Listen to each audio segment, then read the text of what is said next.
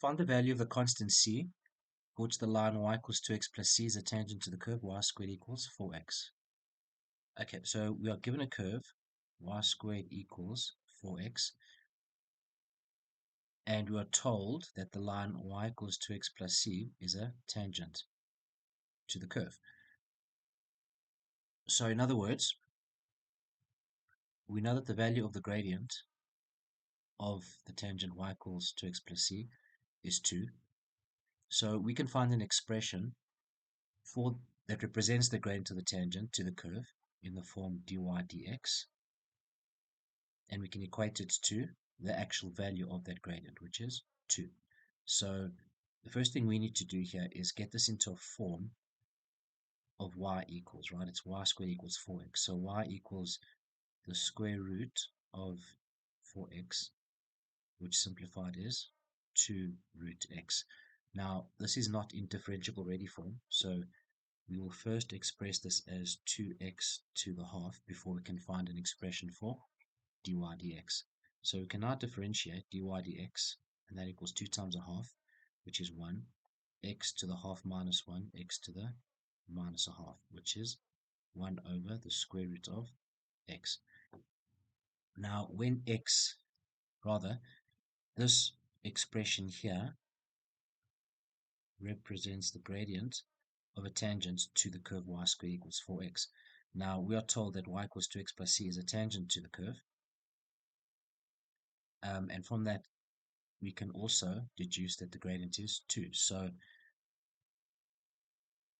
dy dx equals 1 over root x, and that equals 2. So now we just need to solve for x. So 1 equals 2 root x, a half equals root x, we square both sides, and we get a quarter equals x. So the point of contact where the tangent cuts the curve, or rather touches the curve, will be at the point where x equals a quarter. So we're required to find the value of the constant c for which this line is a tangent. So we are looking, essentially they're asking us to find the point of contact, right? So we're going to substitute this value of x into the curve 2 root x. So y equals 2 times root quarter, that's 2 times a half, which is 1. So the point of contact will be a quarter, 1. Now, because it's a point of contact, obviously this point lies on both the curve and the straight line, or the tangent, y equals 2x plus c. So this point has to lie clearly on the tangent. So subbing into y equals 2x plus c, we substitute 1 in for y and a quarter in for 2. So 1 equals 2 times a quarter plus c, and c therefore equals 1 minus a half, which is a half. So the equation of the tangent is y equals 2x plus a half. Diagram shows the curve y equals 3x to the quarter. The shaded region is bounded by the curve, the x-axis, and the lines x equals 1 and x equals 4. We're required to find the volume of the solid obtained when the shaded region is rotated completely about the x-axis, giving answers in terms of pi. Okay, so we're rotating the region about the x-axis, and in doing so we have this reflected curve below the x-axis along with the region, the shaded region, and we have, if we take cross-sectional circular cuts,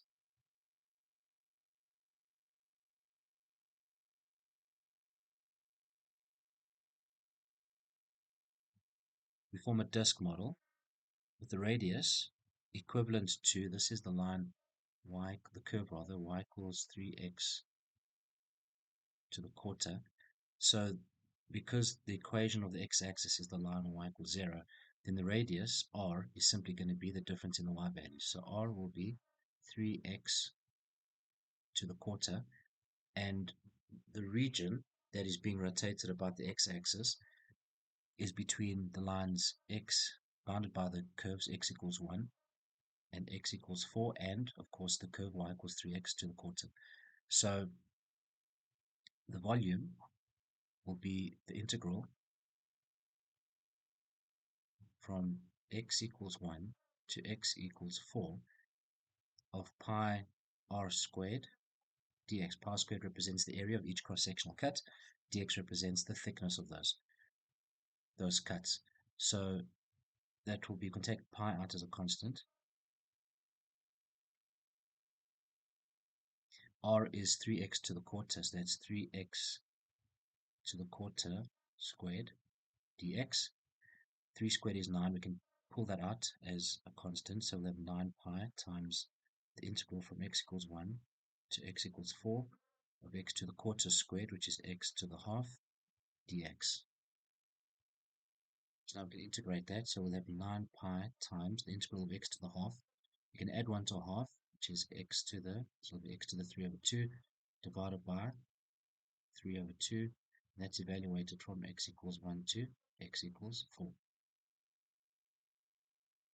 That's 9 pi times, we're dividing by 3 over 2, so it's the same as multiplying by 2/3. And then we're multiplying that by 9, so we can clean this up. That'll be 18 divided by 3, which is 6. So we can just take that all out as part of the constant, and then x to the 3 over 2 between x equals 1 to x equals 4. That equals 6 pi times, when x equals 4, that's 2 squared, so we'll have 2 squared to the 3 over 2 minus 1 to the 3 over 2. 2 squared to the 3 over 2 is 2 cubed, which is 8, minus 1 is 7. 7 times 6 is 42, so the volume is 42 pi units cubed. Okay, prove the identity 1 minus tan squared x divided by 1 plus tan squared x equals 1 minus 2 sine squared x. As always with trigonometric identities, it's best practice to manipulate the more complex looking side of the equation. In some cases, you may need to manipulate both sides of the equation. In most cases, however, you really just need to manipulate one side. So we're going to start with the left-hand side, and we're going to express tan as the quotient identity sin x over cos x. So the left-hand side, we have 1 minus tan squared, which is 1 minus sin squared x over cos squared x divided by 1 plus tan squared, 1 plus sin squared x over cos squared x. We can then find a denominator for the two fractions in the numerator. So we'll reduce that to a single fraction, cos squared x minus sin squared x divided by cos squared x, and then we proceed in a similar manner in the denominator. So we'll have cos squared x plus sin squared x divided by cos squared x is coming up here. We can now tip in times, so we'll have cos squared x minus sin squared x divided by cos squared x times cos squared x divided by cos squared x plus sin squared x. Cos squared divided by cos squared is 1. Cos squared x plus sin squared x is 1. This is the square identity, sin squared x plus cos squared x equals 1. So all we're left with is cos squared x minus sin squared x. Now the right hand side is expressed solely in terms of the trig ratio sine. So we are now going to use the square identity to express cos squared as 1 minus sin squared. And then simplifying that gives us 1 minus 2 sin squared x, which equals the right hand side. Question 4. Find the real roots of the equation 18 over x to the 4 plus 1 over x squared equals 4. Okay, we have an expression, we have an algebraic equation here involving higher powers of x. Now, we know how to solve quadratic equations and cubic equations, but equations that involve higher powers of x generally are not taught at school level. So we are going to have to manipulate this expression in such a way that we can solve it using traditional methods. So if we just look at x squared and x to the power of 4, x to the 4 is the square of x squared. So we can have a quadratic within a quadratic. So we can use a substitution, find another quadratic in terms of a new variable, and then substitute back into solve for x. So 18 over x to the 4 plus 1 over x squared equals 4. Our denominator, LCM, is x to the 4. So this will be 18 plus x squared equals 4x to the 4. So 4x to the 4 minus x squared minus 18 equals 0. If we let x squared be p, then this becomes 4p squared minus p minus 18 equals 0. Now we have a quadratic in terms of p, which would be a lot easier to solve. So 4p, p will be 9 divided by 4, or p equals minus 2. Since we let p be x squared, we can now say that x squared equals 9 over 4, or x squared equals minus 2. We can immediately invalidate the solution because we cannot square root a negative number. The square root of a negative number is non-real. Another way of seeing this is that x squared is always a positive number, and we can't possibly have a positive number equal a negative number. So the only solution is x squared equals 9 over 4, and therefore x equals plus or minus 3 over 2. Question 5. In the diagram, OAB is a sector of a circle with center O and radius 12 centimeters. The lines AX and BX are tangents to the circle at A and B respectively. Angle AOB is pi by 3 radians. Find the exact length of AX, giving your answer in terms of root 3. Okay, since AX and BX are tangents to the sector at A and B respectively,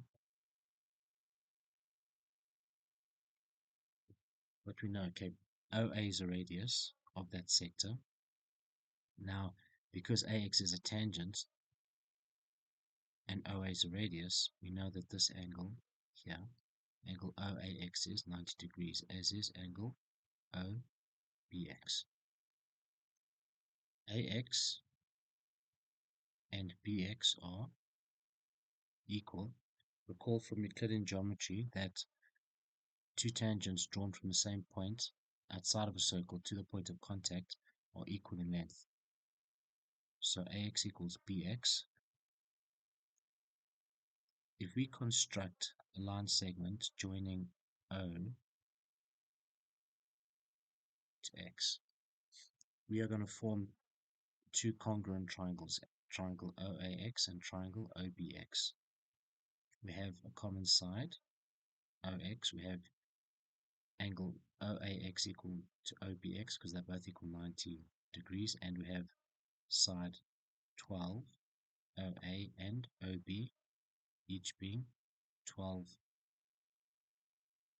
centimeters in length. So we have congruent triangles side, side, side. That means that this angle here, which we can call O1, and angle O2 will be pi by 6 radians each. Pi by 3, half of pi by 3 is pi by 6. That's important because we can now find the length of AX in the right angle triangle because we have an angle pi by 6 and we have a length of the triangle being 12 centimeters. So AX relative to the angle pi by 6, angle AOX or angle O1, AX is the opposite side and OA, which is 12, is the adjacent side.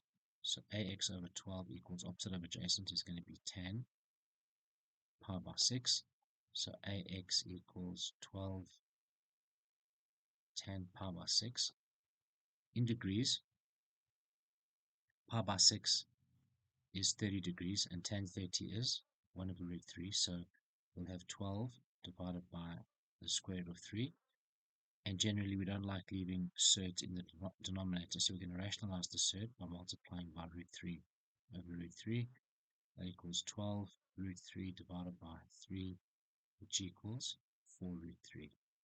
And that will be centimeters. To find the area of the shaded region, we are going to find the area of the right angle triangle OAX, the area of triangle OBX, add those two, and then subtract the area of the sector OAB. So the area of the shaded region will be the area of triangle OAX plus the area of triangle OBX minus the area of sector OAB. So the area of these triangles are congruent. So once you've determined the area of one of those triangles, we're just going to double that and then subtract the area of the sector. So the area of the triangle will be a half base times height. So the base is 4 root 3 and the height is 12, or vice versa, it doesn't matter. So it's half 4 root 3 times 12, and then we're going to multiply this by 2 to accommodate the area of triangle OPX, and we're going to subtract the area of the sector, which is a half r squared theta. The radius is 12, so it's a half 12 squared times theta, which is this entire angle here, angle AOB, which is pi by 3 radians. So that will give us 2 times a half is 1. 12 times 4 root 3 is 48 root 3 minus 144 divided by 272. 72 divided by 3 is 24, so we'll have less 24 pi, and this is the area. 48 root 3 minus 24 pi centimeters squared. That's the area of the shaded region. Question 6. The diagram shows a rectangle ABCD. The point A is 214, B is minus 28, and C lies on the x-axis. We're required to find the equation of BC. Okay, before we begin, ABCD is a rectangle. So let's just mark everything if you know the opposite sides are equal and the interior angle is all 90, and that has been indicated on the diagram. So to find the equation of BC, now to find the equation of a line, which is given by y equals mx plus c, we need to know the gradient and one point that lies on the line. Now to find the equation of BC, we've got the point that lies on BC. We're going to use point B. We don't know what the coordinates of C are yet. And we need to know the gradient of BC. Now, there's no other information given other than we have the coordinates of A. So if we determine the gradient of AB, we can get the gradient of BC because AB is perpendicular to BC. And we know that for perpendicular lines, the product of the gradient of those perpendicular lines equals -1. So once we've determined the gradient of AB, we're going to multiply it by the gradient of BC, and that will give us -1. So once we've got the gradient of AB, it's very easy to find the gradient of BC. So that's what we're going to do. The gradient of AB is y2 minus y1 over x2 minus x1 equals 14 minus 8 divided by 2 minus minus 2, 2 plus 2, 14 minus 8, that's 6 divided by 4, which equals 3 over 2. Therefore, the gradient of BC is the reciprocal of that, which is 2/3 with the opposite sign, which will give us -2/3 for the gradient of BC. So we now have the gradient of BC, which is -2/3. We have a point that lies on BC, which is point B, -2, 8. So we can determine the equation now. Y minus y1 equals m times x minus x1. You can also use this equation, y equals mx plus c. It just requires an additional substitution, but you're going to get the same equation regardless of which method you use. So y minus 8 equals -2/3 times x plus 2. Therefore, y equals minus 2/3 x minus 4 over 3 plus 8. Just coming up here, y equals minus 2/3 x plus 20 over 3. A better way to express this equation of BC might be to just write it in this form: 3y equals minus 2x plus 20. It's just a lot neater in expressing it in terms of fractions. Next, we're required to find the coordinates of C and D. Now, C lies on the x-axis, and it's part of line segment BC. We've just determined the equation of BC. And because line segment BC cuts the x-axis at C, C is obviously an x-intercept, and for x-intercept we put y equal to 0. So the equation 3y equals minus 2x plus 20 is the equation of BC. So to find the x-intercept, we put y equal to 0. So 0 equals minus 2x plus 20, 2x equals 20, x equals 10.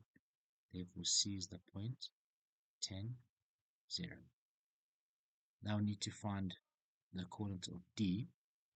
Probably the best way to go about finding the coordinates of a rectangle is to use the midpoint. So if we just construct line segment AC and line segment BD, they intersect at, let's say, point M. M is the midpoint of both the diagonals. Using the midpoint is a lot quicker than using any other analytical method to find the coordinates of a point in a special quadrilateral. So we are going to determine the midpoint of AC. C is now the point 10, 0, which will be x2 plus x1. So 2 plus 10 over 2, and then y2 plus y1 over 2, 14 plus 0 over 2. That's 12 over 2 is 6, and 14 over 2 is 7. So M is the point 6, 7. And likewise, we're going to do the same with D, which the coordinates will just be xy. So midpoint BD will be x minus 2 divided by 2, and then y plus 8 divided by 2. And therefore, because it's the same point, M is the midpoint of both diagonals, it then therefore follows that x minus 2 over 2 must equal 6, and y plus 8 over 2 must equal 7. So x minus 2 equals 12, x equals 14, and y plus 8 equals 14, y equals 6. So D is the point, 14, 6. Question 7. The second term of a geometric progression is 3 and the sum to infinity is 12. Find the first term of the progression. Okay, so the second term, t2 equals 3. The second term of a geometric progression is given by AR, so AR equals 3. The sum to infinity equals A over 1 minus R. So 12 equals A over 1 minus R. A equals 12 times 1 minus R. We can now substitute this expression for A into the first equation. So 12R times 1 minus R equals 3. 12R squared minus 12R plus 3 equals 0. We can divide 3 by 3 now. So 4R squared minus 4R plus 1 equals 0. That factorizes 2R minus 1 times 2R minus 1 equals 0. Therefore, R equals a half, or R equals a half. And then we can sub that into AR equals 3. A times a half equals 3, therefore A equals 6. An arithmetic progression has the same first and second terms as the geometric progression. We're required to find the sum of the first 20 terms of the arithmetic progression. So the first term is A, and the second term is plus d. Just recall that the geometric progression had a equal to 6 and r equal to a half. So the sequence was 6, 3, 3 over 2, etc. Now, the first term of the AS will be 6, and the second term will be the same as that of the geometric progression, which is 3. So a plus d equals 3, 6 plus d equals 3, so d will be minus 3. We want the sum of the first 20 terms, so n equals 20. The sum to n terms is n over 2 times 2a plus d times n minus 1. The sum to 20 terms is therefore 20 divided by 2 times 2a, 2 times 6 is 12, plus d minus 3 times 20 minus 1 is 19. So that's 10 times 12 minus 57 minus 45. So the sum to 20 terms is minus 450. Question 8. The function f is defined by f of x equals a plus b cos 2x, where x is between 0 and pi. It's given that f of 0 equals minus 1 and f of pi by 2 equals 7. Find the values of a and b.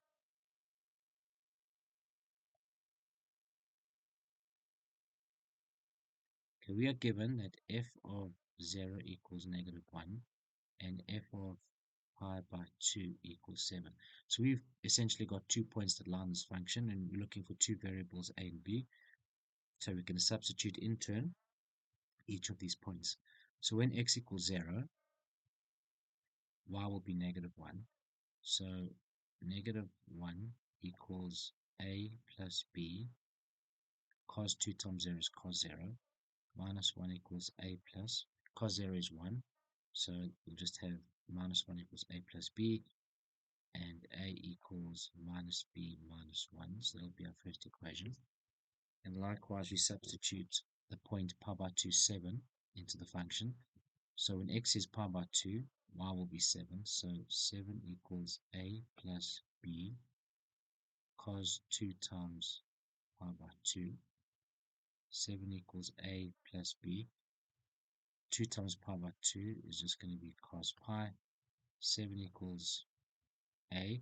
Cos pi is minus 1 times b, so we'll have 7 equals a minus b, and there's equation 2. Now just solve these simultaneously. So we're going to substitute a into that expression there. 7 equals minus b minus 1 and then minus b. So 8 equals minus 2b, b equals minus 4. Therefore a equals minus 4 minus 1, which means a equals 3. Find the x-coordinates of the points where the curve y equals f of x intersects the x-axis. So the curve is y equals a plus b cos 2x. A equals 3 and b equals minus 4. So the function is y equals 3 minus 4 cos 2x. To find the x-coordinates of the points where the curve cuts the x-axis, looking for the x-intercepts. So y will equal 0. So 0 equals 3 minus 4 cos 2x. 4 cos 2x equals 3. Cos 2x equals 3 quarters. Therefore, 2x equals shift cos, 3 over 4. Make sure you're working in radians. So 2x equals 0.7227 and divide by 2x equals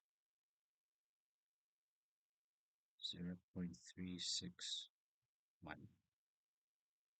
Okay, that is one solution. This ratio cos is positive, which means that our solution lies in the first or the fourth quadrant. So we take the reference angle, which is 2x equals 0.7227. The fourth quadrant in degrees is 360 plus, but in terms of radians, it's going to be 2 pi plus. So, or 2x equals, this is the second solution, 2 pi, sorry, not plus, 2 pi minus, fourth quadrant is 360 minus, so it's 2 pi minus 0.7227, 2x equals 5.560, x equals 2.780. So the x-intercept will be x coordinates will be x equals 0.361 or x equals 2.780. Next, we're required to sketch the function y equals f of x. When sketching the function, because we are sketching a cos function, use values of the angle x such that you get nice, neat fractional values for y or integer values. So the values that work for cos x 0, 60, 90, 120, etc. But because we're working with 2x, remember that now 2x will have to equal 60. So we're going to use the value, we're going to start with 0 degrees and then 30 degrees, because 30 times 2 is 60, cos 60 is a half, and that'll give us a nice value for y.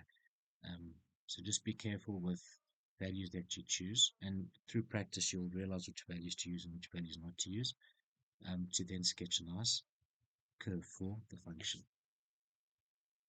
The equation of a curve is given by y equals 2x plus 8 over x squared. Obtain expressions for dy dx and second derivative. Okay, so the first thing we need to do is put the expression into differentiable ready form.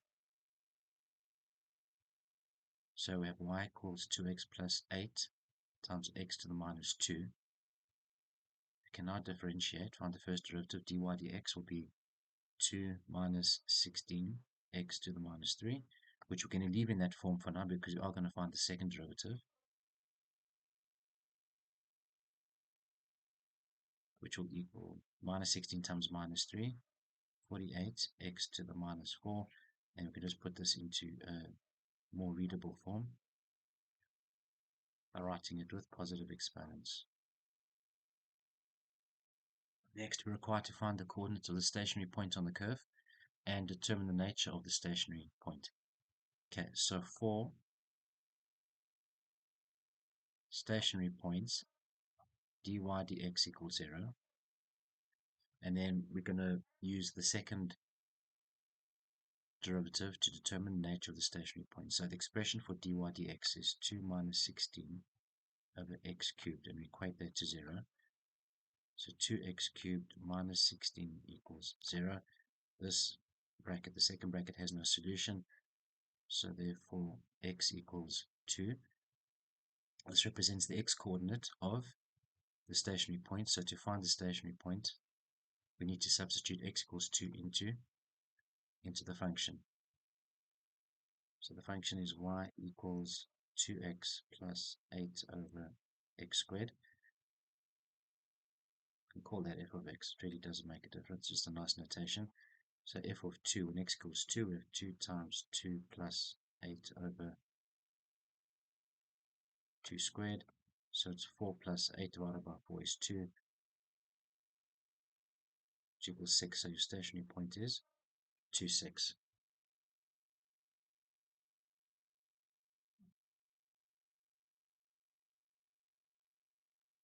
And we now need to determine the nature of the stationary point. So we're going to substitute x equals 2 into the second derivative,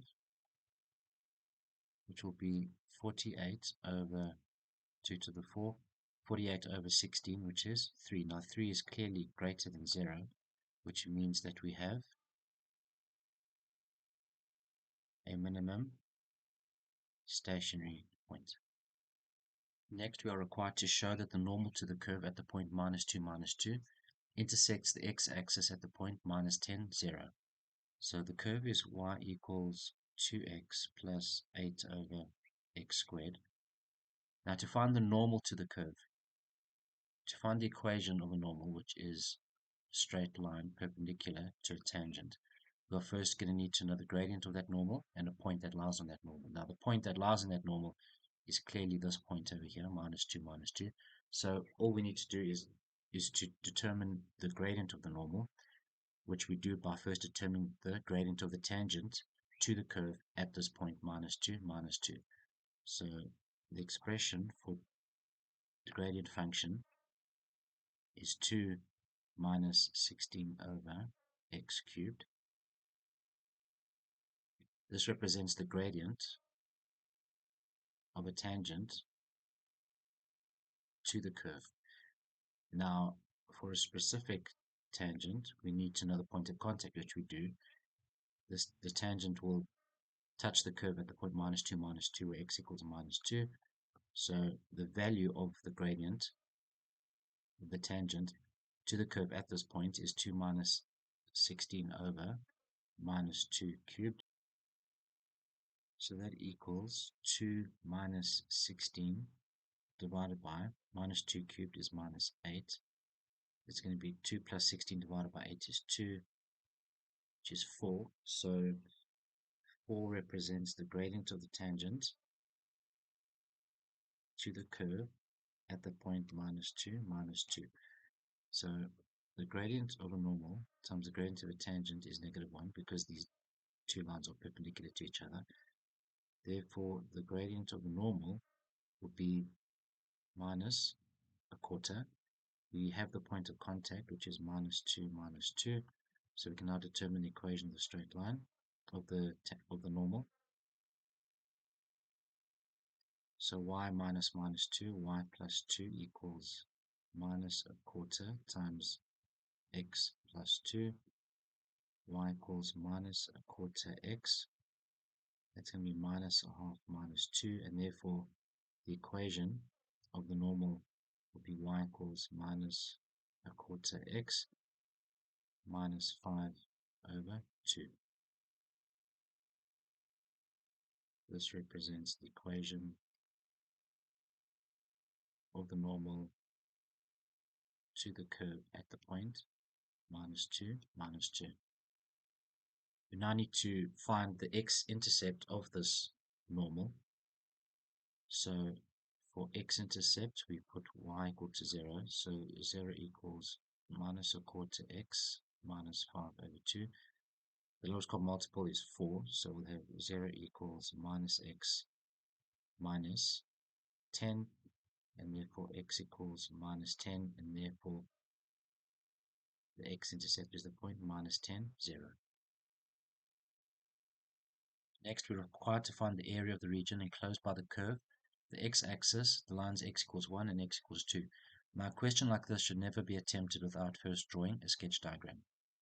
It doesn't have to be 100% accurate, but it does need to be accurate enough for you to solve the problem. The curve is given by y equals 2x plus 8 over x squared. Now, this isn't your everyday function, your everyday curve that you're used to sketching. So to sketch this curve, take values of x that will yield nice, neat values of y that would be easy to plot. And once you've plotted 3 to 5 points, you can get a rough idea as to what the curve looks like and plot the remaining curves, x equals 1, x equals 2. So this is what the sketch will look like. We are required to find the area of the region enclosed by the curve, the two vertical lines x equals 1 and x equals 2, and the x-axis. So we are looking for the area of this shaded region over here. So the area of the region will be the integral, the area under a curve will be the integral from x equals 1 to x equals 2. The equation of the x-axis is y equals 0. The curve is y equals 2x plus 8 over x squared. So the difference in y values will be 2x plus 8 over x squared less 0, which is just 2x plus 8 over x squared. So we have 2x plus 8x to the minus 2, and we integrate that with respect to x. So that will equal, the integral of 2x will be 2x squared divided by 2. The integral of 8x to the minus 2 will be plus 8x to the minus 1 divided by minus 1. So we're just going to change that to a minus sign. And then we integrate this from x equals 1 to x equals 2. Those 2's will cancel. So we'll have x squared, 2 squared, which is 4, minus 8x to the minus 1. So it's 8 divided by 2, which is 4. Then minus, when x equals 1, we'll have 1 minus 8. So that will be minus 7, which is 7 units squared. That's the area underneath the curve enclosed by the two vertical lines x equals 1 and x equals 2 on the x-axis. The diagram below shows the curve f of x equals 6 over 2x plus 3 for x is greater than or equal to 0. We're required to find an expression in terms of x for f prime x and explain how the answer shows that f is a decreasing function. Okay, so to find f prime x, the derivative function of f of x, we are first going to need to express f of x in differentiable ready form. So just moving the denominator to the top. Now we can differentiate the function f prime x, therefore equals 6 times minus 1, minus 6 times 2x plus 3 to the minus 2 and multiply by the derivative of 2x plus 3, which is going to be 2. So f prime x equals minus 12 over 2x plus 3 all squared. The function